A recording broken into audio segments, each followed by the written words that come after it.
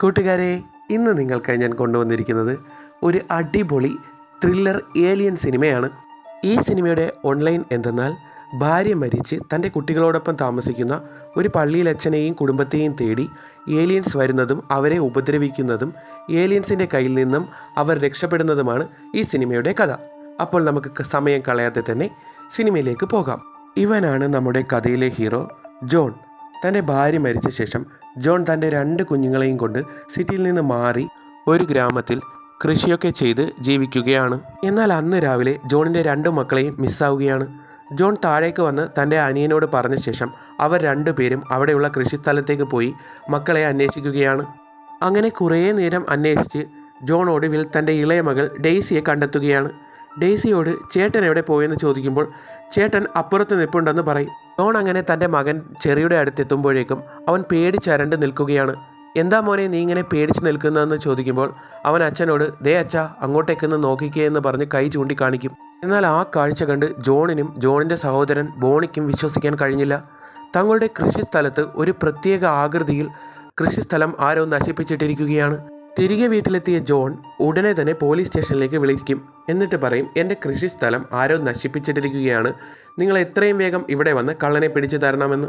John എന്നിട്ട് തൻ്റെ മക്കളുടെ അടുത്ത് വന്നിട്ട് പറയും, നിങ്ങൾ 2 പേരും പേടിക്കേണ്ട, നമ്മുടെ കൃഷിസ്ഥലം നശിപ്പിച്ചത് ആരായാലും അവരെ ഉടനെ തന്നെ പോലീസുകാർ വന്ന് പിടിക്കുമെന്ന് പറഞ്ഞ് അവരെ സമാധാനിപ്പിക്കും. അങ്ങനെ കേസ് അന്വേഷിച്ച് പോലീസുകാർ ജോണിൻ്റെ വീട്ടിലേക്ക് വരികയാണ്. ജോണിനെ നന്നായിട്ട് അവർക്കറിയാം. ജോണിൻ്റെ ഭാര്യ മരിച്ച കേസും ഇവരാണ് അന്വേഷിച്ചത്. എന്നാൽ ഇതേ സമയം ചേട്ടനും അനിയത്തിയും വീടിന് പുറത്തിരുന്ന് കളിക്കുകയായിരുന്നു. ഡെയ്സി അപ്പോഴേക്കും ചെറിയോട് പറയും, ചേട്ടാ എനിക്ക് നല്ല ദാഹമുണ്ട്, എനിക്കും കൂടി കുടിക്കാൻ കുറച്ച് വെള്ളം തരുമോ എന്ന്. അങ്ങനെ ഡെയ്സി ആ വെള്ളം കുടിക്കുമ്പോഴേക്കും അവരുടെ പട്ടി അവരുടെ അടുത്തേക്ക് വരും. അങ്ങനെ ജോണും പോലീസുകാരിയും കൂടി ആ കൃഷിസ്ഥലത്തേക്ക് പോകും. എന്നാൽ അത് കണ്ട പോലീസുകാരി പറയും, ഇതെന്താ എല്ലാം ഇങ്ങനെ ഒരു പാറ്റേണിൽ നശിപ്പിച്ചിരിക്കുന്നത്, ഇതിന് പിന്നിൽ ഏതോ ഭ്രാന്തന്മാരാണ്, ഒരാളെ കൊണ്ട് എന്തായാലും ഇങ്ങനെ ചെയ്യാൻ കഴിയില്ല എന്ന് പറയും. അപ്പോഴേക്കും ദൂരെ നിന്ന് എന്തോ ശബ്ദം കേട്ട് ജോണും പോലീസുകാരിയും ഓടി ചെല്ലുമ്പോഴേക്കും ചെറി കരഞ്ഞുകൊണ്ട് പറയും, അച്ഛാ ഇവൻ എന്നെയും ഡെയ്സിയെയും കടിക്കാൻ വന്നു, അങ്ങനെ എൻ്റെ കയ്യിലുണ്ടായിരുന്ന കമ്പ് കൊണ്ട് എനിക്ക് ഇവനെ കൊല്ലേണ്ടി വന്നു എന്ന് പറഞ്ഞ് അവൻ കരയാൻ തുടങ്ങും. 2 പേരെയും സമാധാനിപ്പിച്ചുകൊണ്ട് ജോൺ വീട്ടിനുള്ളിലേക്ക് കൊണ്ടുപോകും. അന്ന് രാത്രി ജോൺ ഉറങ്ങിക്കിടക്കുമ്പോൾ മോൾ അടുത്തു വന്ന് പറയും, അച്ഛാ എനിക്ക് നല്ല ദാഹം, കുറച്ച് വെള്ളം എടുത്ത് തരുമോ എന്ന്. അങ്ങനെ മോൾക്ക് വെള്ളമെടുത്ത് കൊടുത്ത ശേഷം ജോൺ അവളെ കൊണ്ടുപോയി അവളുടെ ബെഡിൽ കൊണ്ട് കിടത്തി പറയും, മോൾ ഉറങ്ങിക്കോ കേട്ടോ, അച്ഛൻ അടുത്ത് തന്നെ ഇരിക്കാം. അപ്പോഴാണ് വീടിന് മുകളിൽ ആരോ ഒരാൾ കയറി നിൽക്കുന്നത് ജോൺ കാണുന്നത്. ഉറങ്ങിക്കിടക്കുകയായിരുന്ന തൻ്റെ അനിയൻ ബോണിയുടെ അടുത്തേക്ക് വന്ന് ജോൺ പറയും, എടാ എണീക്ക്, നമ്മുടെ പാടം നശിപ്പിച്ചവനാണെന്ന് തോന്നുന്നു, ആ റൂഫിൻ്റെ മുകളിൽ കയറി നിൽപ്പുണ്ട്, അവന് നല്ല ഉയരവും ആരോഗ്യവും ഉണ്ടെന്ന് തോന്നുന്നു. എങ്കിൽ നമുക്ക് സംസാരിച്ച് സമയം കളയേണ്ട ചേട്ടാ, വാ നമുക്ക് അവനെ ഓടിപ്പോയി പിടിക്കാമെന്ന് പറഞ്ഞ് 2 പേരും വീടിൻ്റെ 2 സൈഡിലൂടെ ഓടി വരും. ജോൺ പറയും, ഇവിടെ നിൽപ്പുണ്ടായിരുന്നു അവൻ, എങ്ങോട്ട് പോയെന്ന് ഒരു പിടിയുമില്ലല്ലോ. അങ്ങനെ പറഞ്ഞുകൊണ്ട് നിൽക്കുമ്പോൾ വളരെ വേഗത്തിൽ കൃഷിസ്ഥലത്തോട്ട് ആരോ ഒരാൾ ഓടിപ്പോകും. അവരുടെ കണ്ണുകൊണ്ട് തന്നെ കാണാൻ കഴിയാത്തത്ര വേഗത്തിലാണ് ഓടിപ്പോയത്. ഈ വാർത്ത അറിഞ്ഞ് അന്ന് രാവിലെ തന്നെ പോലീസുകാരി വീട്ടിലേക്ക് വരും. നിങ്ങൾ 2 തടിയന്മാരിവിടെ ഉണ്ടായിട്ടും ഒരു നിസ്സാര കള്ളനെ പിടിക്കാൻ നിങ്ങൾക്ക് കഴിഞ്ഞില്ലേ? അനിയൻ ബോണി ഓഫീസറിനോട് പറയും, നിങ്ങൾ വിചാരിക്കുന്നത് പോലെ അതൊരു മനുഷ്യനാണെന്ന് എനിക്ക് തോന്നുന്നില്ല, കാരണം അത്രയധികം വേഗത്തിലാണ് അത് കൃഷിസ്ഥലത്തേക്ക് ഓടിപ്പോയത്. എനിക്കെന്തോ അത് ഓർക്കാൻ കൂടി വയ്യ, ഇന്നലത്തെ രാത്രിയെക്കുറിച്ച് ഓർക്കുമ്പോൾ പേടിയാകുന്നു. ഇതേ സമയമാണ് അവർ കാണുന്നത്, ലോകത്തിൻ്റെ പല സ്ഥലത്തും ഇതുപോലെയുള്ള സിംബലുകൾ കൃഷിസ്ഥലങ്ങളിൽ കാണാൻ കഴിഞ്ഞിട്ടുണ്ട്. അത് ഏലിയൻ വന്നിറങ്ങിയതാണെന്നാണ് TV-യിൽ ന്യൂസ് വന്നത്. ഓഫീസർ ജോണിനെ ഒറ്റയ്ക്ക് വിളിച്ച് പുറത്ത് കൊണ്ടുവന്നിട്ട് പറയും, ജോൺ ഇത് കുറച്ച് സീരിയസ് ആണ്, എനിക്ക് അപ്പോഴേ തോന്നിയിരുന്നു ഇത് ഏലിയൻ ആകാമെന്ന്. ലോകത്തിൻ്റെ പല ഭാഗത്തും ഇപ്പോൾ ഏലിയൻസ് ഇറങ്ങിയതായി ന്യൂസ് വരുന്നുണ്ട്. നീ തൽക്കാലം പേടിക്കണ്ട, പക്ഷേ കുഞ്ഞുങ്ങളുടെ കാര്യം വലിയവരെ പോലെ അല്ലല്ലോ, നീ തൽക്കാലം അവരെയും കൊണ്ട് പുറത്തേക്കൊക്കെ പോയി കുഞ്ഞുങ്ങളെ ഒന്ന് ഓക്കെ ആക്കി വെക്കാൻ പറയും. അങ്ങനെ ആ ഓഫീസർ പോയ ശേഷം ജോൺ ആകപ്പാടെ കൺഫ്യൂഷനായി നിൽക്കും. ജോൺ ഏലിയൻ എന്നൊക്കെ TV-യിൽ മാത്രമേ കണ്ടിട്ടുള്ളൂ. അന്ന് തന്നെ ജോൺ തൻ്റെ കുഞ്ഞുങ്ങളെയും അനിയനെയും കൊണ്ട് പട്ടണത്തിലേക്ക് വരികയാണ്. എന്നിട്ട് അവരോട് പറയും, നിങ്ങൾക്ക് ഇഷ്ടപ്പെട്ട സാധനങ്ങളൊക്കെ പോയി മേടിച്ചോളൂ, എന്നിട്ട് ഈവനിങ് ആവുമ്പോൾ തിരികെ വന്നാൽ മതി. ഇത് കേട്ട സന്തോഷത്തിൽ ഓരോരുത്തരായി അവർക്ക് ഇഷ്ടപ്പെട്ട സ്ഥലങ്ങളിലേക്ക് പോകും. കുഞ്ഞുങ്ങൾ 2 പേരും ഒരു അപ്പൂപ്പനും അമ്മൂമ്മയും നടത്തുന്ന ബുക്ക് സ്റ്റാളിലേക്കാണ് പോകുന്നത്. ആ അപ്പൂപ്പൻ അപ്പോഴും ഏലിയൻസിൻ്റെ ന്യൂസ് കണ്ടുകൊണ്ടിരിക്കുകയാണ്. അപ്പൂപ്പൻ പറയും, ഇതൊക്കെ ചുമ്മാതെ ആളുകളെ പറ്റിക്കാൻ വേണ്ടി ഓരോരോ വാർത്ത ഉണ്ടാക്കി പറയുന്നതാണ്. ഇതേ സമയം മെഡിക്കൽ സ്റ്റോറിലേക്ക് വരുന്ന ജോൺ പറയും, എൻ്റെ മോന് നല്ല ശ്വാസമുട്ടാണ്, അതുകൊണ്ടൊരു നല്ല ഇൻഹേലർ വേണം. ആ ലേഡി അവനോട് പറയും, നിങ്ങൾ ആ പള്ളിയിലച്ഛനല്ലായിരുന്നോ? ഭാര്യ മരിച്ച ശേഷം നിങ്ങളെപ്പറ്റി ഒരു വിവരവുമില്ലല്ലോ അച്ഛാ. ഞാൻ നിങ്ങളെ കാത്തിരിക്കുകയായിരുന്നു. എനിക്ക് നിങ്ങളോട് കുറേ അധികം കാര്യങ്ങൾ കുമ്പസരിക്കാനുണ്ട്. എന്നാൽ അനിയൻ ബോണി വന്നത് അവിടെ ഉണ്ടായിരുന്ന ഒരു സ്പോർട്സ് കടയിലായിരുന്നു. അവിടെ ഉണ്ടായിരുന്ന ഒരു പട്ടാളക്കാരൻ ബോണിയെ കണ്ടപ്പോൾ പറയും, എന്തൊക്കെയാണോ എന്തോ ഈ നാട്ടിൽ നടക്കുന്നത്, ഏലിയൻസ് വന്നെന്നൊക്കെ പറയുന്നു. ഇനി നമ്മുടെയൊക്കെ ജീവിതം എങ്ങനെയാകും? വളരെ കുറച്ച് ഏലിയൻസ് മാത്രമാണ് ഇപ്പോൾ ഭൂമിയിലേക്ക് വന്നതെന്നാണ് വാർത്തയിൽ പറയുന്നത്. ചിലപ്പോൾ ഇനി കൂടുതൽ പട്ടാളത്തെയും കൊണ്ട് അവർ ഭൂമിയിലേക്ക് വന്ന് നമ്മളെയെല്ലാം കൊന്ന് ഭൂമി കൈയടക്കി എന്നും വരും. എന്താ നടക്കുന്നതെന്ന് എനിക്ക് മനസ്സിലാകുന്നില്ല. ചിലപ്പോൾ ലോകാവസാനമായിരിക്കും എന്ന് ബോണി അയാളോട് പറയും. എന്നാൽ അവിടെ ഉണ്ടായിരുന്ന മറ്റൊരുത്തൻ ബോണിയെ കണ്ടിട്ട് പറയും, നീ പഴയ ഫേമസ് ബേസ്ബോൾ താരമല്ലായിരുന്നോ? നിന്നെ ഇപ്പോൾ കളിക്കളത്തിലൊന്നും കാണാനില്ലല്ലോ എന്ന് പറഞ്ഞ് കളിയാക്കും. ബോണി അമേരിക്കയിലെ ഫേമസ് ബേസ്ബോൾ താരമായിരുന്നു. ചേട്ടൻ്റെ ഭാര്യ മരിച്ച ശേഷം ബോണി ബേസ്ബോളൊക്കെ നിർത്തി അവരോടൊപ്പമാണ് താമസമാക്കിയത്. എന്നാൽ ബുക്ക് സ്റ്റോളിലേക്ക് വന്ന ചെറിക്ക് അവിടെ ഉണ്ടായിരുന്ന ഏലിയൻ ബുക്ക് വളരെ ഇഷ്ടമാകും. അതവന് വീട്ടിൽ കൊണ്ടുപോയി വായിക്കാനുള്ള ക്ഷമയുണ്ടായിരുന്നില്ല. അവൻ ആ ബുക്ക് സ്റ്റോളിലിരുന്ന് തന്നെ അത് വായിച്ചു തുടങ്ങും. എന്നാൽ മെഡിക്കൽ സ്റ്റോറിലുള്ള ജോൺ അവിടെയുള്ള ആ പെണ്ണിനോട് പറയും, പ്രാർത്ഥിച്ചിട്ടൊന്നും ഒരു കാര്യവുമില്ല. ഞാൻ പള്ളിയിലച്ഛനായിരുന്നില്ലേ? എന്നിട്ട് എൻ്റെ ഭാര്യ മരിച്ചപ്പോൾ ആ ദൈവത്തിന് എന്തെങ്കിലും ചെയ്യാൻ കഴിഞ്ഞോ? അതുകൊണ്ട് ഈ അന്ധവിശ്വാസമൊക്കെ കളഞ്ഞ് ജീവിക്കാൻ നോക്കൂ കൊച്ചേ. അതിനുശേഷം എല്ലാവരെയും കൊണ്ട് അടുത്തുള്ളൊരു മുന്തിയ റെസ്റ്റോറൻറ്റിലേക്ക് വന്നിട്ട് പറയും, ഇന്ന് ആരും പൈസ നോക്കണ്ട, നിങ്ങൾക്ക് ഇഷ്ടപ്പെട്ട സാധനങ്ങളെല്ലാം വാങ്ങിച്ച് കഴിച്ചോളാൻ പറയും. എന്നാൽ അതേസമയം അവരുടെ മുന്നിലൂടെ ഒരു സ്ട്രേഞ്ചർ കടന്നു പോകും. ബോണി ചേട്ടാ അങ്ങോട്ടേക്ക് നോക്കുക എന്നും പറഞ്ഞ് ജോണിനെ അവനെ വിളിച്ച് കാണിക്കും. അവനെ കാണുമ്പോൾ തന്നെ ജോൺ അപ്സെറ്റാകും. എന്നാൽ ജോണിനെ കാണുന്ന ആ സ്ട്രേഞ്ചർ പെട്ടെന്ന് അയാളെ കണ്ട ഉടനെ തന്നെ പരിഭ്രമിച്ച് അവിടെ നിന്ന് കാറും എടുത്തു പോകും. അങ്ങനെ പർച്ചേസ് എല്ലാം കഴിഞ്ഞ് പട്ടണത്തിൽ നിന്ന് തിരികെ അവർ വീണ്ടും വീട്ടിലേക്ക് വരികയാണ്. എന്നാൽ അപ്പോൾ ചെറിയുടെ കയ്യിലുള്ള റേഡിയോയിലൂടെ എന്തൊക്കെയോ ശബ്ദം കേൾക്കാൻ തുടങ്ങും. ചെറി തൻ്റെ ഇളയച്ചനോടും അച്ഛനോടും പറയും, ഇത് ഏലിയൻ സംസാരിക്കുന്ന വേവ്സ് ആണ് നമുക്കിതിലൂടെ കേൾക്കാൻ കഴിയുന്നതെന്ന്. ഏലിയൻ നമ്മുടെ വീട്ടിനടുത്ത് തന്നെ ഉണ്ട് എന്ന് പറയും. എൻ്റെ പൊന്നു മോനെ, ഒന്നാമതേ മനുഷ്യൻ ഇവിടെ പേടിച്ചിരിക്കുകയാണ്, നീ അതൊന്ന് ഓഫ് ചെയ്ത് വെക്കുക എന്ന് ബോണി പറയും. വയർലെസ് ഇങ്ങ് തന്നേയെന്നും പറഞ്ഞ് ജോൺ അത് വാങ്ങി ജോണിൻ്റെ കയ്യിൽ വെക്കുമ്പോൾ ഏലിയൻ സംസാരിക്കുന്നത് ജോണിനും കേൾക്കാൻ കഴിഞ്ഞു. അപ്പോഴവർക്ക് മനസ്സിലാകും തങ്ങളുടെ വീടിന് മുകളിലുള്ള ആകാശത്ത് ഏലിയൻസിൻ്റെ പേടകമുണ്ട്. അവരവിടെ ഇരുന്ന് താഴേക്ക് കമ്മ്യൂണിക്കേറ്റ് ചെയ്യുന്നതാണ് റേഡിയോയിലൂടെ കേൾക്കാൻ കഴിയുന്നതെന്ന്. അത് കഴിഞ്ഞ് അന്ന് രാത്രി തൻ്റെ പട്ടി കുരയ്ക്കുന്നത് കണ്ട് ജോൺ വീടിന് പുറത്തേക്ക് വരും. എന്താടാ നീ ഇങ്ങനെ കുരയ്ക്കുന്നത്, എന്തു പറ്റിയെന്ന് നോക്കുമ്പോൾ പട്ടി ആ കൃഷിസ്ഥലത്തേക്ക് നോക്കി കുരയ്ക്കുകയാണ്. ജോണിന് എന്തോ പന്തികേട് തോന്നും. ഇനി യഥാർത്ഥത്തിൽ ഏലിയൻസിനെ കണ്ടിട്ടാണോ ഇവൻ കുരയ്ക്കുന്നതെന്ന് ഓർത്ത് പേടിച്ച് എന്തെങ്കിലും വരട്ടെ എന്നും പറഞ്ഞ് ജോൺ ലൈറ്റും എടുത്ത് കൃഷിസ്ഥലത്തേക്ക് ചെല്ലുമ്പോഴാണ് അവിടെ വീണ്ടും ആ ഷേപ്പിൽ തന്നെ കൃഷിയിടം നശിപ്പിച്ചിരിക്കുന്നത് ജോൺ കാണുന്നത്. അതുകൂടി കാണുമ്പോൾ ജോണിനാകെ പേടിയാകും. തൻ്റെ ജീവനും കൊണ്ട് ജോൺ അവിടെ നിന്ന് ഓടും. പെട്ടെന്ന് തൻ്റെ കയ്യിലുണ്ടായിരുന്ന ലൈറ്റ് താഴേക്ക് വീഴും. ജോൺ ആ ലൈറ്റ് എടുക്കാൻ കുനിയുമ്പോഴാണ് ഭൂമിയുടെ ഉള്ളിലേക്ക് ഏലിയൻസ് താഴ്ന്നു പോകുന്നത് കാണുന്നത്. പടച്ചോനെ എന്നെ കാത്തോളി എന്ന് പറഞ്ഞ് ജോൺ അവിടെ നിന്ന് ഓടി നേരെ വീട്ടിലേക്ക് വരും. ജോൺ പേടിച്ചിരിക്കുന്നത് കണ്ട് അനിയൻ വന്ന് ചോദിക്കും, എന്താ ചേട്ടാ ആകപ്പാടെ കിതയ്ക്കുന്നുണ്ടല്ലോ, ചേട്ടൻ എന്തെങ്കിലും കണ്ട് പേടിച്ചോ? എന്നാൽ അപ്പോഴേക്കും ടി വിയിൽ ലോകത്തിൻ്റെ പല ഭാഗത്തായി രാത്രിയിൽ ഏലിയൻ ഷിപ്പ് വന്നതിൻ്റെ വീഡിയോസും വാർത്തയും ടി വിയിൽ വരാനായി തുടങ്ങും. അവർ 4 പേരും ആ വാർത്ത ചെറിയ പേടിയോടെ തന്നെ കണ്ടിരിക്കും.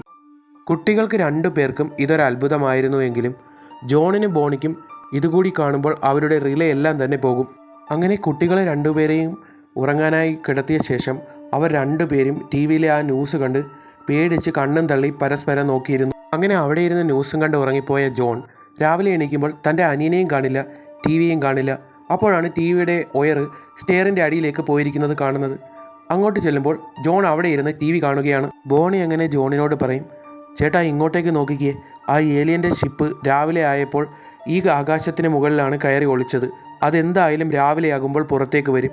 ഇത് ലോകാവസാനമാണെന്നാണ് തോന്നുന്നതെന്ന് അവൻ പറയും. അതിനുശേഷം ഒരു കുളിയൊക്കെ പാസ്സാക്കി ജോൺ കുട്ടികളുടെ അടുത്ത് വരുമ്പോഴാണ് റൂമിൽ അവർ ഇല്ല എന്ന് മനസ്സിലാകുന്നത്. നോക്കുമ്പോൾ തൊട്ടപ്പുറത്തെ റൂമിൽ അവർ 2 പേരും ആ ഏലിയൻ്റെ ബുക്കും വായിച്ചിരിക്കുകയാണ്. മൂത്ത മകൻ ചെറി പറയും, അച്ഛാ നോക്കിക്കേ, ഏലിയൻസ് പിടിക്കാതിരിക്കണമെങ്കിൽ നമ്മൾ തലയിൽ ഇങ്ങനെ ഒരു അലൂമിനിയം ഫോയിൽ കൊണ്ടൊരു തൊപ്പി ഉണ്ടാക്കിയാൽ മതിയെന്നാണ് ഈ ബുക്ക് പറയുന്നത്.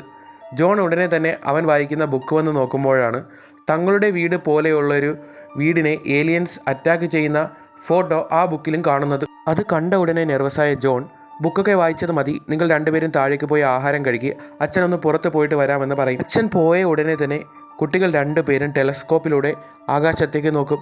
എന്നിട്ട് ചെറിയ അനിയത്തിയോട് പറയും, ഇവിടെയാണ് ഏലിയൻസ് ഒളിച്ചിരിക്കുന്നതെന്നാണ് ഈ ബുക്കിൽ പറയുന്നത്. ജോൺ അന്ന് റെസ്റ്റോറൻറ്റിൽ വെച്ച് കണ്ട ആ സ്ട്രേഞ്ചറിനെ അന്വേഷിച്ചാണ് വന്നത്. അവർക്ക് നല്ല മുൻപരിചയമുണ്ട്. നോക്കുമ്പോൾ അയാൾ തൻ്റെ സാധനങ്ങളെല്ലാം കെട്ടിപ്പിറക്കി സ്ഥലം വിടാനായി ഒരുങ്ങുകയാണ്. അടുത്ത് ചെന്ന് നോക്കുമ്പോഴാണ് അയാളുടെ വയറിൽ എന്തോ മുറിവും പറ്റിയിരിക്കുന്നു. നീ എങ്ങോട്ടേക്കാണ് പോകുന്നത് മാത്യു എന്ന് ചോദിക്കുമ്പോൾ, അന്ന് രാത്രി എൻ്റെ വണ്ടി ഇടിച്ച് നിൻ്റെ ഭാര്യ മരിച്ചതിൽ നീ വളരെയധികം ദുഃഖിതനാണെന്ന് എനിക്കറിയാം ജോൺ. പക്ഷേ എന്നിരുന്നാലും നീ എന്നോട് ക്ഷമിച്ചു. പക്ഷേ ഇപ്പോൾ ഏലിയൻ അറ്റാക്കും ഇങ്ങോട്ടേക്ക് വന്നിരിക്കുന്നു. എൻ്റെ വീട്ടിനുള്ളിൽ ഞാനൊരു ഏലിയനെ പിടിച്ചിട്ടിട്ടുണ്ട്. ഇനി ഇവിടെ നിൽക്കുന്നതിനും ഭേദം എവിടെയെങ്കിലും വെള്ളമുള്ള സ്ഥലത്തേക്ക് പോകുന്നതാണ് നല്ലത്. വെള്ളമുള്ള സ്ഥലത്ത് ഏലിയൻസ് വരില്ല എന്നും പറഞ്ഞ് പേടിച്ചവൻ വണ്ടിയും എടുത്ത് ദൂരേക്ക് പോകും. എന്നാൽ ഇതേ സമയവും ബോണി വീട്ടിൽ ഏലിയൻസിനെ പറ്റിയുള്ള വാർത്ത ടി വിയിൽ കണ്ടുകൊണ്ടിരിക്കുകയാണ്. അപ്പോഴാണ് അവരുടെ തൊട്ടടുത്തുള്ള സ്ട്രീറ്റിലെ ഒരു കുട്ടിയുടെ ബർത്ത്ഡേ ഫംഗ്ഷനിൽ അവർ ചിത്രീകരിച്ച ഫോട്ടോസ് വന്നത്. റോഡിലൂടെ ഒരു വലിയ ഏലിയൻ നടന്നു പോകുന്നതാണ് ആ വീഡിയോയിൽ ഉണ്ടായിരുന്നത്.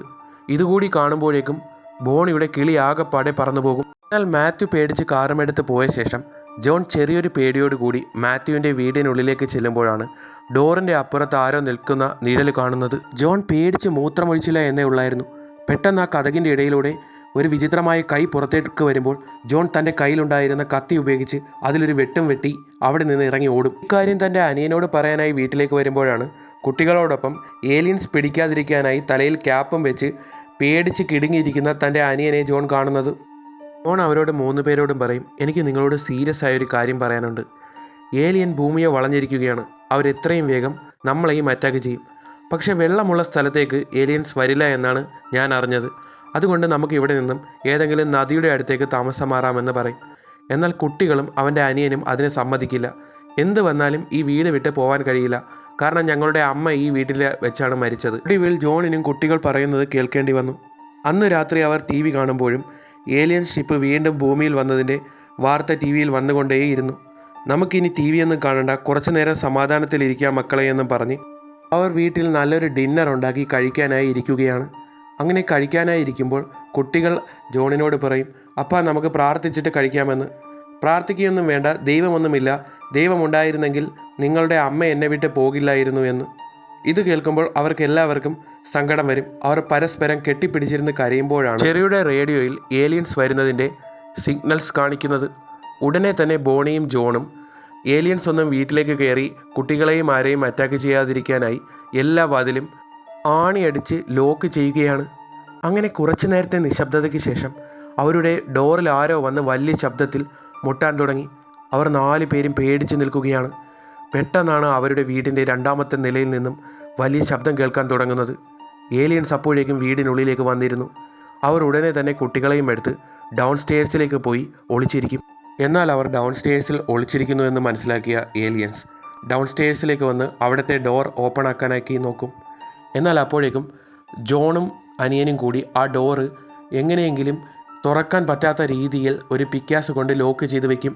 എന്നാൽ അവർക്കറിയാമായിരുന്നു ഈ ഡോർ ക്ലോസ് ചെയ്താൽ മാത്രം പോരാ, പിറകിലൂടെ ഒരു ഡോറ് വഴി ഈ റൂമിലേക്ക് വരാം, ആ ഡോറ് കൂടി ക്ലോസ് ചെയ്ത് വെക്കണമെന്ന്. എന്നാൽ ആ പിറകിലത്തെ ഡോറ് കണ്ടുപിടിക്കുന്ന ഏലിയൻസ് ആ ഡോറിൻ്റെ അപ്പുറത്ത് വന്ന് ശക്തമായി കൊട്ടാൻ തുടങ്ങും.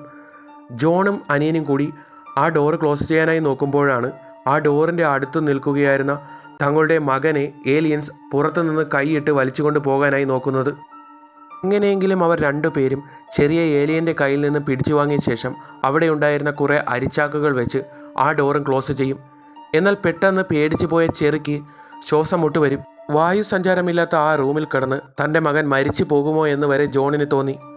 തൻ്റെ ഭാര്യ മരിച്ച ശേഷം ദൈവവിശ്വാസം പോയ ജോൺ, ദൈവമേ എൻ്റെ മകൻ്റെ ജീവനോ നീ എടുത്തു, എനിക്ക് ഇവനെയെങ്കിലും തരണമെന്നും പറഞ്ഞ് അവൻ ദൈവത്തോട് കരഞ്ഞ് അപേക്ഷിക്കാൻ തുടങ്ങും. അങ്ങനെ ഒടുവിൽ ചെറിക്ക് കൃത്യമായി ശ്വാസം എടുക്കാൻ കഴിയും. ചെറിയുടെ ശ്വാസം മുട്ട് മാറി അവൻ സാധാരണ അവസ്ഥയിലേക്ക് വരും.